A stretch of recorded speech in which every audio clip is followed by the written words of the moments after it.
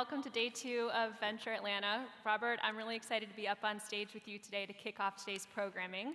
Thank you. Thank you. Hi, everybody. Maya, I'm so surprised when they said 500,000, like people went, oh. Like if I was at this stage and somebody said 500,000, I'd be freaking like, yeah! Let's try it again, maybe. Robert, I've been watching Shark Tank for many years now, and actually have your investment in Tipsy Elves to thank for my entire family's Halloween costumes this year. So thank you for backing that company early on. But we're all truly very excited to have you here to learn from the wisdom and the perspective that you've garnered over the last 30 plus years as both an entrepreneur and an investor. So thanks again for joining us. Thank you.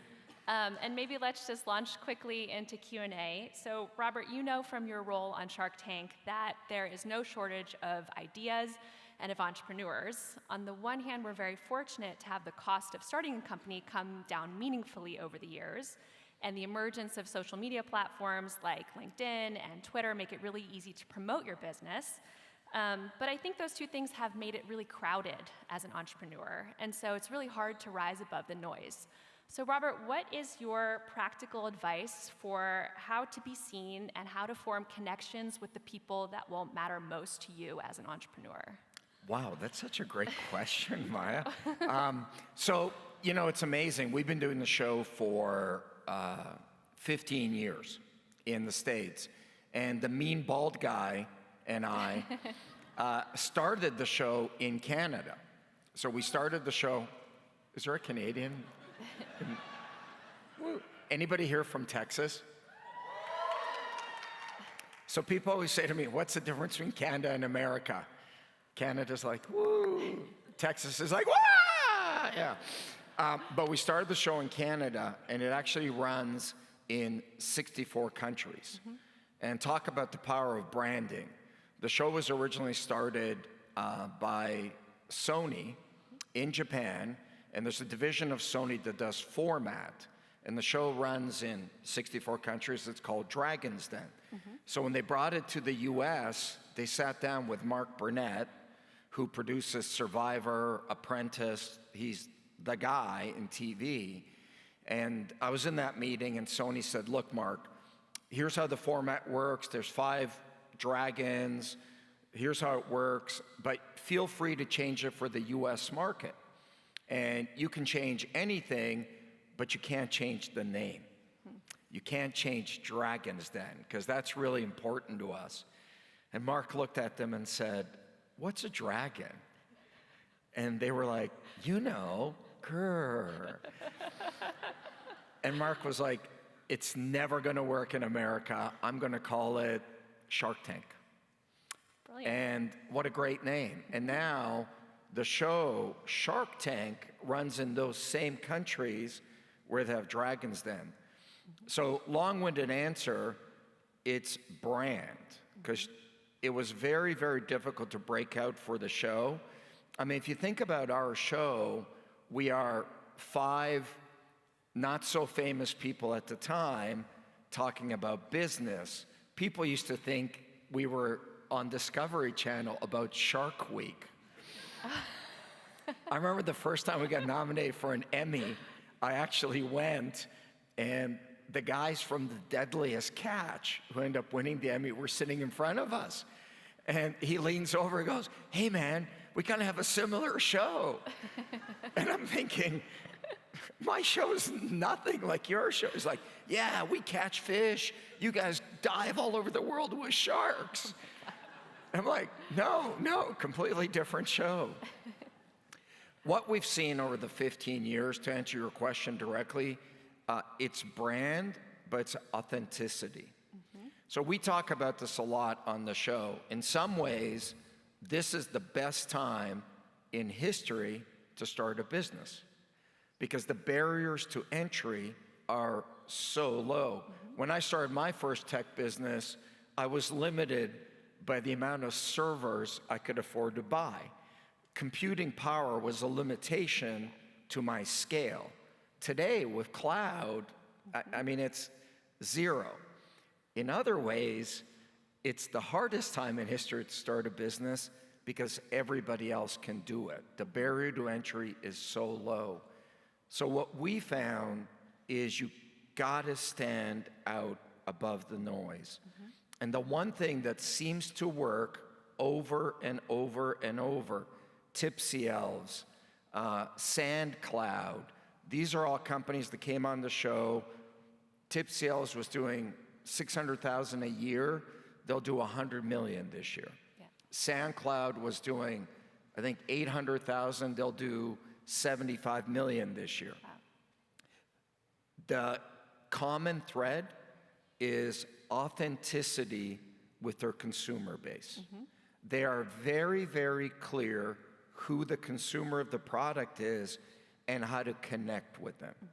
So SandCloud, give you a small example, had this great program where they didn't pay for influencers. They didn't do any kind of paid stuff, but they found that college kids loved their product, and so they would invite people to post on their site, and then they'd make them ambassadors. Right. And it became cool to become a SandCloud ambassador. And it's just a small example. And I'm not saying that paying for influencers and all of that doesn't work. Just in our experience collectively as the Sharks, it's not the overriding win. We have people that come on the show that pay zero for social media influencers. They just know how to connect with their audience. And my final point that we find is, so you gotta think about the format of our show. We're sitting there, and by the way, I'm on TV 3 hours a day, every day in the States. We film 8 days a year. Oh, wow. 4 days in June, 4 days in September. It's the easiest gig in TV. It's incredible. And we all complain 8 days a year. Oh my God, why can't we do this in 7? 7 would be so much better than 8. But it's the easiest gig to do. But we're bored, we're tired, we're filming 12 hours a day, we all got businesses to run. I'm not sitting there waiting for somebody to come out. Like, when those doors open, we know nothing about the people. The typical pitch is about an hour. The first question is always, what's your name? We have no information about them, and it all gets edited into 7 minutes. The consistent thread from people that get deals to those that don't, it's not the numbers, it's not the product, it's people's ability to get our attention. Before you sell me on your product or your incredible tech innovation and the history of mankind, no one has ever thought of, ever, sell me on yourself. Sell me on you. Get my attention. Because if you can't engage, I'm not going to listen. Yeah. Well, maybe on that note, if people are successful in grabbing your attention, what are the next things that you look for in terms of top attributes of an entrepreneur that you want to back, and what are some red flags maybe? Alex said, so what's funny about us is if we like you, our empathy is very high. So sometimes if you watch a show and the first pitch comes out and they don't know their numbers, we're like, you're an idiot, you don't know your numbers, how did you get out here? And the next person comes out and they don't know their numbers, we're like, don't worry about it, we got accountants, we'll help you. Okay. Like, it's such a dichotomy. But if you can engage us, you gotta be able to sell. And it's not used car salesman, hi, kind of thing, but you've got to understand the core value proposition of your product or service and be able to articulate it clearly to who the customer is. Sometimes people come out and we're like, who do you guys sell to? And we're like, oh, you know, our technology or product applies to everybody. And people think that we like that answer because we hate that answer. Yeah. So sales, and you gotta know your numbers. Yeah. Like, you gotta know cost of goods, you gotta know margin, you gotta know product cost, all of that kind of stuff.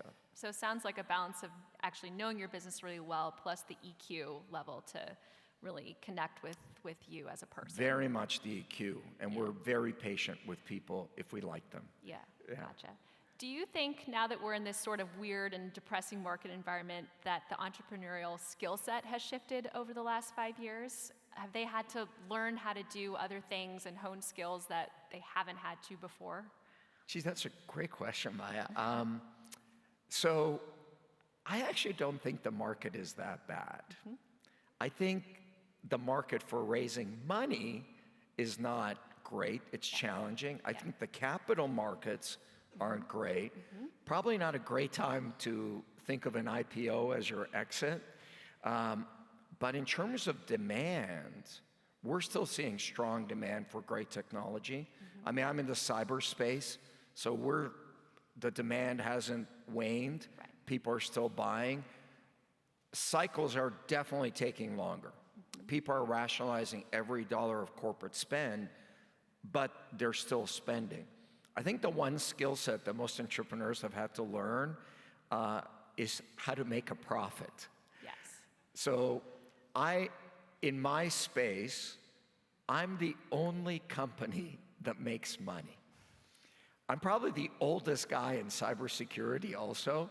So I come from a time where people actually cared about EBITDA. And when I was raising money 2 years ago, and when I say I'm the only guy that makes money, I really mean that. My closest competitor loses $75 million a year. Yeah. Another competitor was losing $200 million a year. When we went out to raise money for the first time 2 years ago, I had 20 investors like you guys that I was pitching to, and I would have 10 slides about our profitability. Every company I get to those slides, they'd be like, yeah, we don't care about that, just move on.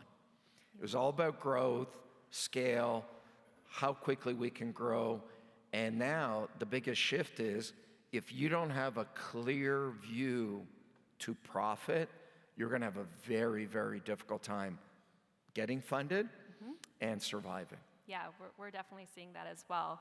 I mean, on that note, how do you guide your entrepreneurs on how to balance having this culture of innovation and risk-taking with this kind of focused, discipline approach, thinking about profitability? How do you guide them on how to thread the needle between those two things? Well, I think in tech, it's always about growth.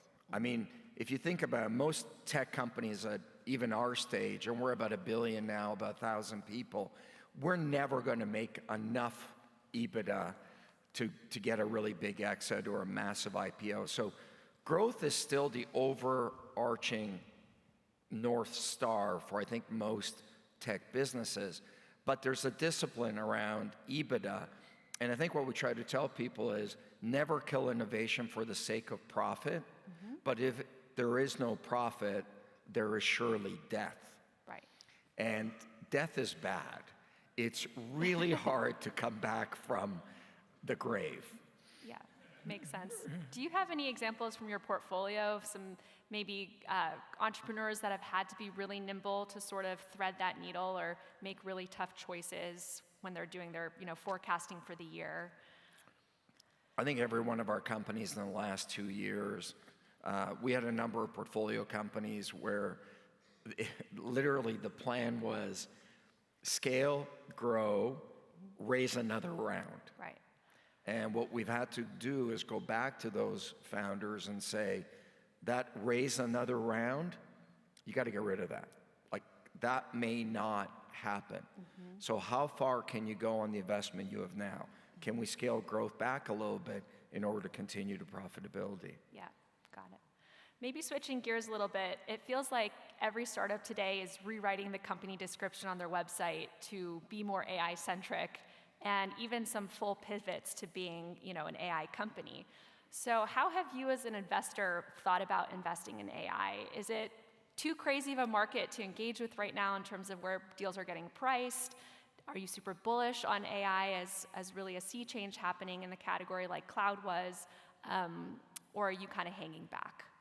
Yeah, I'm super bullish on AI, but you have to keep in mind the space I'm in is a lot of deep learning, big data lakes. So AI for us is not a new development that came out of nowhere. So for us, AI is an evolution of a lot of the data science kind of work that we've been doing. But I think it is a fundamental shift. I think you got to be careful to follow the trends. In the 90s, I had one of the first internet security companies, and it was called BRAC. And then all of a sudden, .com became like the thing. So every company that was like a .com something or whatever was getting funded. And I was so frustrated, I actually changed the name of our company from BRAC to BRAC.com. Yeah. Because I thought we would be worth more. Yeah. It was stupid. Like, that's what we're seeing in AI today. That's what we're seeing in AI today. So I don't think changing your core brand or business around it necessarily increases your value or decreases your value. But I think it's definitely a trend that's going to change a lot of things. And if you're not using it, applying it, or taking advantage of it, you're definitely going to get left behind. But yeah. It's no different than cloud. It's just another wave. Mm-hmm. This wave is not going to crash and burn. This wave is going to be around for a very long time. Yeah. Do you have a view on whether the incumbents who have maybe the benefit of distribution and maybe have raised a lot of capital versus the startups that are de novo building, from the ground up AI-specific tech, does one of those have sort of an advantage? How do you think about who will win? Yeah, it's great. So we literally just finished filming Shark Tank last week, and Cuban and I were just talking about this. And every company I've started that's been successful started in a recession bad time. Mm-hmm. So at the enterprise level, not necessarily at the consumer level, if you're selling B2B or enterprise, there's something wonderful about tough economic times. Mm-hmm. And that is money flows to value. Mm-hmm. When things are going great and everybody's making money and corporations have unlimited budgets, they tend to defer to relationships. Well, I really like you, I've known you for a long time, I'm gonna go with you, the incumbent. Mm-hmm. When times are tough, nobody cares about your relationship, they care about the value that you add. Mm-hmm. So disruption in economic difficulty always wins. If you can add greater value in a disruptive economy, you can usurp a lot of the incumbents. Yeah.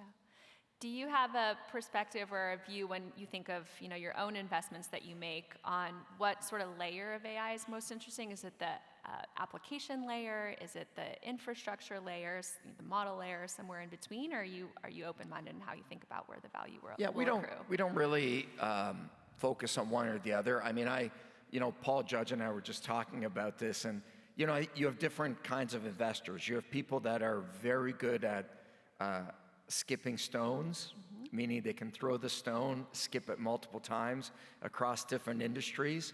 And I have very wealthy friends who own gas stations and do commercial real estate and invest in tech. I'm a cybersecurity guy. Yeah. That's all I've ever been. I think I know it really, really, really well. So I tend to focus on that. Mm-hmm. But I think there's tremendous opportunity in anything. I think this is a incredible time of disruption.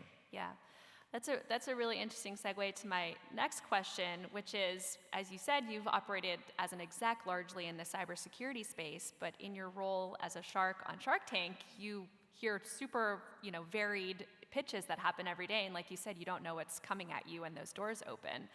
So maybe for the investors in the room, how do you think about the benefit of being a generalist investor versus somebody who is very sector specific? Is there pros and cons to one or the other? So, great question. So when we're filming Shark Tank, I'm a cyber guy. I've been doing this for 30, 40 years, and I'm very good at it. So we're filming, season 2 comes around, and I'm seeing pitches that are like just crap, this consumer stuff, and I'm like, oh my God, what am I doing on this show? This is such a waste of time. I'm a real business guy. And so I take Mark Burnett out for dinner, and I'm like, Mark, why don't we see real tech on the show? Like, like stuff I can really bite my teeth into, like hardcore tech. Mm-hmm. And Mark's like, Robert, I don't know how to tell you this, but what you do is really boring. Nobody in America, middle America cares. And I was like, ah. Now this was 15 years ago. And so I went back and I stopped looking at the investments through my filter, and I started looking at them through the platform of the show I was on. And what I realized is the business of America is consumerism. So our show runs in 64 countries. The only country in the world where a product appears on your screen and people buy it right away is America. The show runs in Canada. People in Canada see a product, they're like, oh my God, that is amazing, I love it. Then a week later, they see it in a retail store and they're like, oh my God, that's that thing I saw on Shark Tank. They still don't buy it. A month later, they're like, maybe I should buy it. What do you think? Yeah. In America, they're like, oh yeah, I'm buying that. People's products blow up on our show. The most common thing we tell people is, make sure you're ready. Make sure you're ready because the demand is going to go through the roof. And I got to tell you, even to this day, 50% of the people that get a deal, their sites crash with orders on the day the show airs. And so it's really about understanding what the platform is and the value that you're adding. Because our show is really about consumerism. And the shows that do well, that's why I invest in TipCLs. I was waiting for this big tech deal, season 2, these two guys, I'm gonna give you the entire pitch right now. This guy comes out, he's a lawyer, the other guy's a dentist. They're tired of being a lawyer and a dentist. They wanna start their own company. They Google companies to start. Oh my God. I'm not making this up. One of the top 10 searches is ugly Christmas sweaters. They say, how are we gonna stand out in the ugly Christmas sweater business? We're gonna make inappropriate ugly Christmas sweaters. So like Santa peeing in the snow, Merry Christmas, 3 reindeer doing it, menage a trois, like crazy stuff. And I'm sitting there listening to, and they were like horrible presenters. They were like really dry. And I'm sitting there going, oh my God, why am I here? And Mark drops out, everybody drops out, and I'm just like, ah. And I'm like, do you guys have any sales?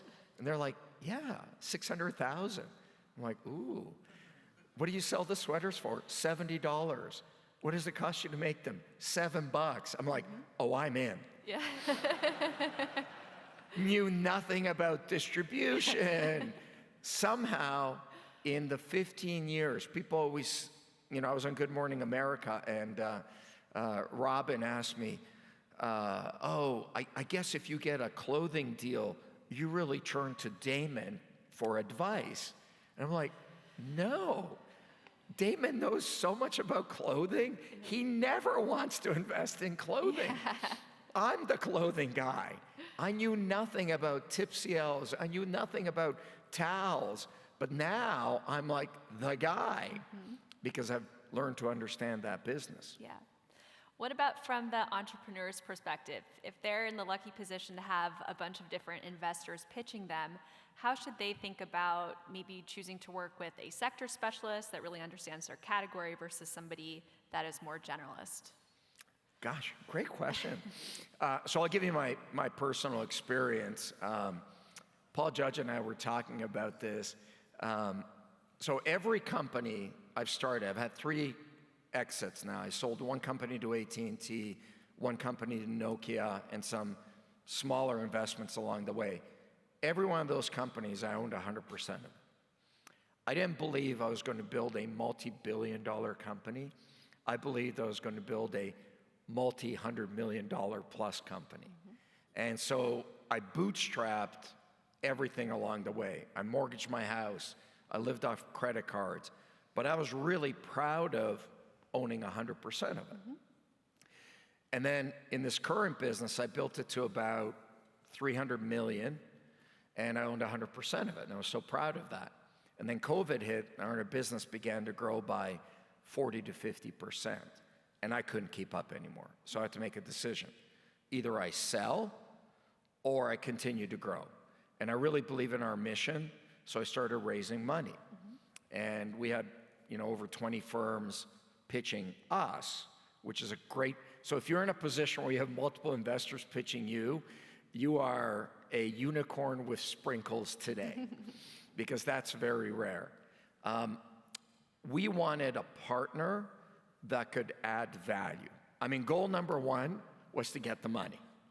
So if I only had one firm pitching me, your question wouldn't apply. I would have taken that. But we were lucky, we had multiple, so we looked for somebody that added value to us as a company. We think we're great operators. We think we know how to run a business. We wanted help in terms of value, how to build scale, all of those things. And so we took that deal, and in 2 years, we've tripled the size of the business. So my advice now, I was the guy who always said, oh, I would never raise money. It's better to own 100% of it. Now I'm like, I'm an idiot. I should have raised money way sooner because I've been able to grow. The problem with owning 100% of it is you know what needs to be done, but the risk of being all invested and doing something wrong is just so high. Yeah. And so we picked a partner that we thought could really add value. And it was funny because out of the 20 companies, 19 of them loved us, were super nice to us. Every conversation started with, Robert, we love your sector, we love you, we love Shark Tank. The one company that we ended up going with was out of England, and they would like, you're on a TV show. Why are you on a TV show? We just don't understand this. Is there any value? Would you be willing to quit that show? And I'm like, it's 7 days. It's only 7 days. Yeah.